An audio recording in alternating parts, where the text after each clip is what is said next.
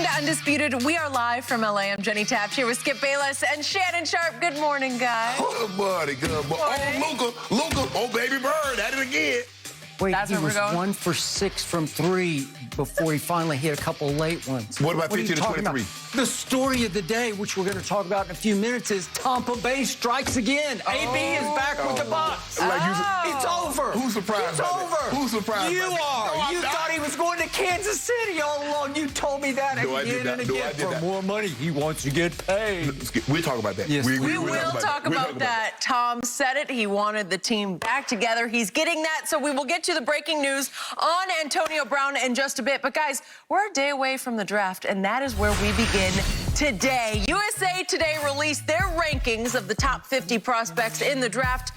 And surprisingly, Mac Jones came in all the way down at number 40. The Alabama quarterback has been projected to go as high as number 3 overall to the 49ers, who traded up to that spot in large part to have the chance to draft Jones. However, if Kyle Shanahan passes on Jones, he could have a draft day slide like Aaron Rodgers. Remember that? So, Shannon, is Mac Jones worthy of the 3rd overall pick? Yes. Skip, now, this is the problem that I have now. They say, watch the tape.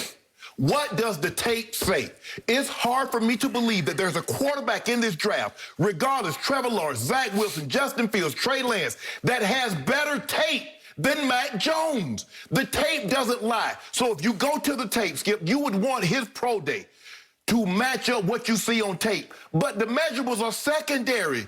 Okay, so he's not 6'4", so he's not 230, so he can't throw the ball 70 yards, so he can't jump 40 inches. Who cares? The goal line is on the ground. Can he step over that? That's all I need to know. Does it have a 1-inch vertical? Because if he can get the ball into the end zone. Watch the tape. What does the tape tell you? The 3 most important things for me when I look at a quarterback: how accurate is he? How quickly can he process information? How quickly can he get the ball out of his hand? Anything other than after that is icing. Skip, look, I don't know if you don't really like cake, but bundt cake. But I like bundt cake. If you put icing on it, I'm not going to throw it in the trash, but it's not a must-have for me. Anything that comes after those 3, accuracy, processing information, how quickly does the ball come out of his hands, is secondary to me. So what, he can't outrun Justin Fields or Trey Lance? So what, he can't throw the ball as far as Zach Wilson or Trevor Lawrence? Now you're going to say, oh, he's a 40. Skip, can someone tell me the difference between the season that Joe Burrow had, although statistically we know Joe Burrow had a better season than what Mac Jones did? Joe Burrow had 1 great year, and he went number 1 overall. Because everybody said, watch the tape. And when I said, well, hold on, Skip. You know, Tua had 3 years. Yeah, he's been hurt, but he got 3 years of tape. Your guy was terrible the last year. This year, he's been exemplary. Yep. Same thing with Mac Jones. Is that they're trying to find, don't overthink it, Skip.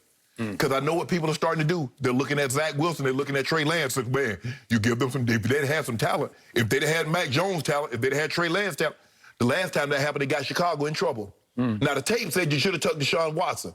But you tried to overthink it and took Mitchell Trubisky because you said if he had the talent that Deshaun Watson had around him, he would have been equally as good.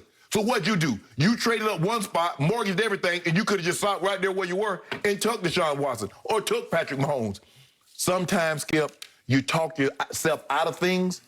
Mac Jones' tape is plenty good enough. Because I give you another guy, Skip, a prime example. Look at Joe Montana measurables. Joe ain't have no measurables, but what could he do?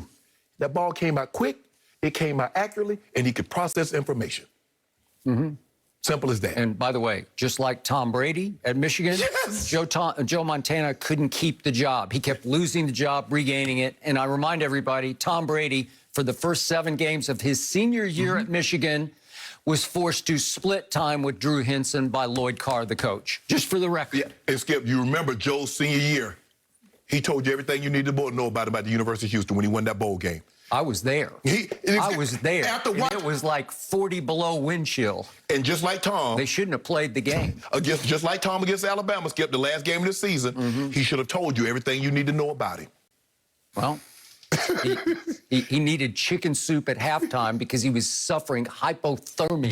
Joe Montana. Joe Montana did, yes. Okay. All right, back to the question at hand.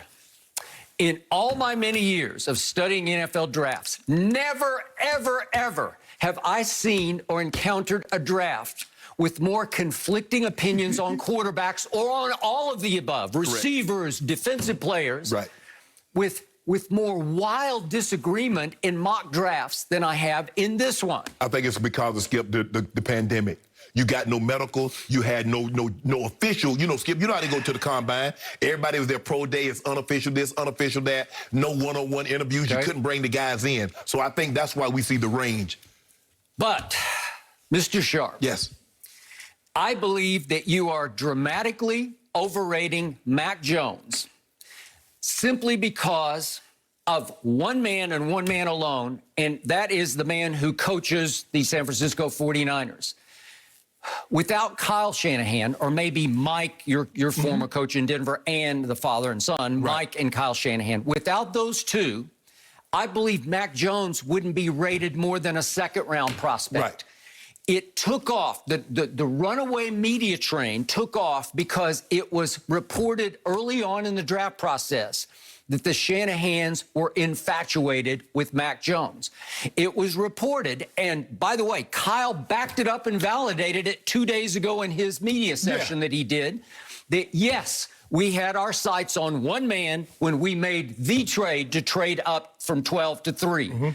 It was a shocking trade, maybe as shocking as any I've ever seen ahead of a draft, because he spent the next 2 years number ones to go from 12 up to 3. Correct. It was a huge price to pay. Very steep. When I told you the first day out of the box, wait a second, they didn't go to 2, they only went to 3.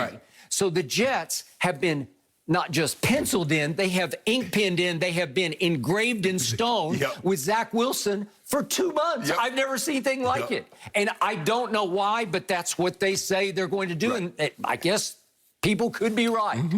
They better be right for the Shanahan's sake, because you don't want them to focus in on, I don't know what they're doing right now. You don't want them to switch to Justin Fields at the last second, and then the Jets take Justin Fields, because it's going to leave them in the all-time lurch at number 3. But Kyle admitted, yes, we had focused in on one player. And once we had time after we made the trade to do our due diligence, and that was a phrase he used, that they started to narrow the gap between that one player and the others, to the point that he got comfortable with all 5 of the top prospects. Okay, I got that.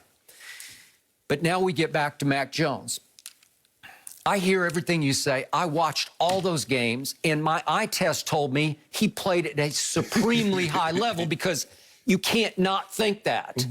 But then, as I thought about it, as I read the people I believe in the most ahead of drafts, it really gave me pause. And what cemented it for me today was USA Today came out with their top 50 players that they rank. And I don't know Michael Middlehurst Schwartz all that well, but he's been doing this for a few years. And I respect his takes on these things. So his take was this, and this really hit home to me, that when everything clicks for Mac Jones, oh, by the way, I'm sorry, I left out the punchline. He ranked Mac Jones 40th of the top 50 prospects. He's just doing it in a vacuum. If you just rank the prospects in a vacuum. And by the way, he had Trevor Lawrence number 1. He had Justin Fields 5th. He had Zach Wilson 6th on his list. Trey Lance was 17th. Mac Jones was 40th. Okay, so here's the blurb that caught my eye and hit me in the heart.